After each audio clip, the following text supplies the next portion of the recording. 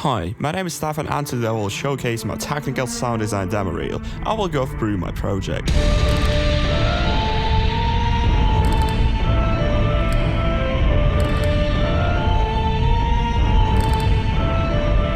What the project is about. Because I'm a fan of horror games, I choose a map called the Abandoned Hospital, which is free on the Unreal Marketplace.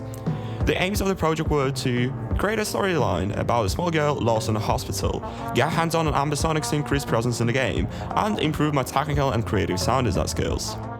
Ambisonics. Ambisonics was used to add ambience in the game. I borrowed a Zoom H3 VR mic to record room tones in my accommodation, and I used tools in Reaper for the post-processing.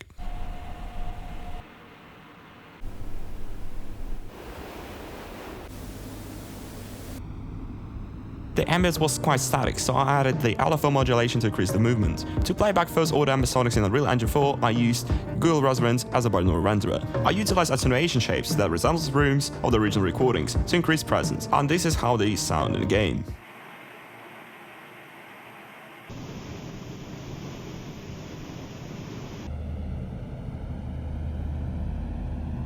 To be fair, it didn't sound as exciting as I expected. That's why I added a monotonal rumble to give each room a bit different mood.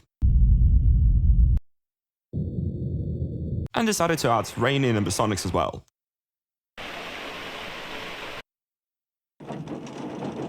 This is how all loopable ambiences sound together.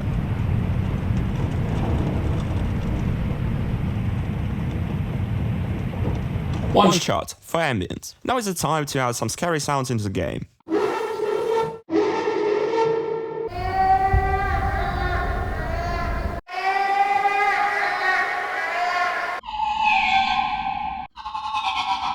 To create one-shots, I relied on my own sound library as well as external ones through the use of SoundQ library software. After exporting SFX in the appropriate sample rate, it was the time to create a small sound system.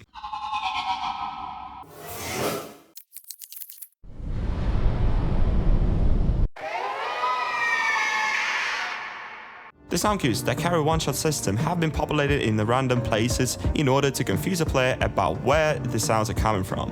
One shot for localization. In order to make a game level sound more exciting, I have added different light sounds in various areas.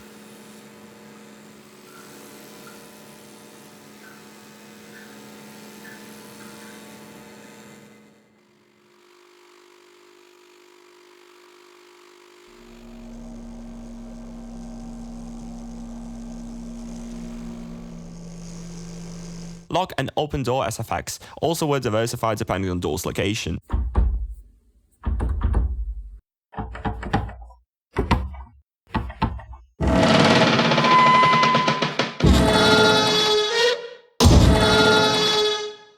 Where am I? Thanks to my housemate Carrie, who agreed to be a voice actor for Little Heroine. The goal was to make a dialogue sound like a girl's thoughts were coming from her head. I can't remember how I got here. I can't remember how I got here.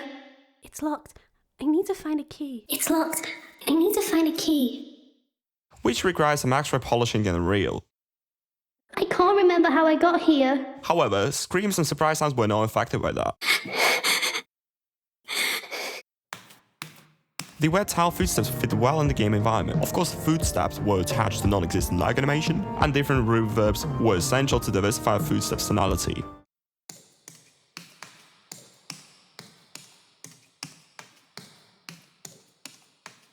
Implementation. Level blueprints were neatly organized by their specified tasks. Let's have a look at the blueprint logic behind this game event. First, in order to get upstairs, a hero needs to collect a teddy bear, or simply for testing purposes we can press the T key to destroy these obstacles. Then, when we step on this invisible trigger box, all active sounds fade out. After that, we're faced with other trigger boxes that execute a lot of things, including removing a low-pass master effect, triggering scary sound effects, lamp turning off sound effects, dialogue and visuals. The second layer trigger box already existed on the level and was responsible for turning the lights off. At the end, the execution pin was attached back to the flip-flap, bringing all faded sounds back to fade in. I can't climb up on that.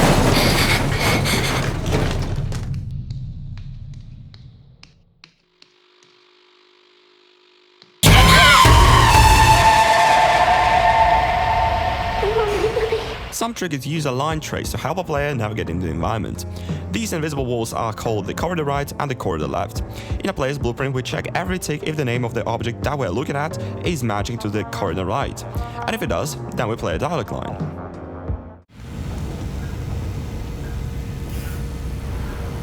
Maybe I should go there. Visuals and submixes. Visuals and submixes work hand in hand, and they are essential parts for the jump scares at the level. I use submixes to temporarily duck other sound classes so that triggered sounds could be clearly heard. It also allowed me to temporarily change the tonality of the scene.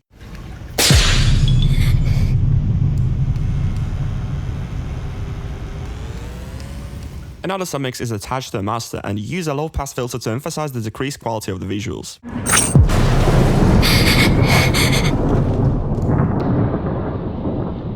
Here you can see various post-processing settings that alter the look during the game.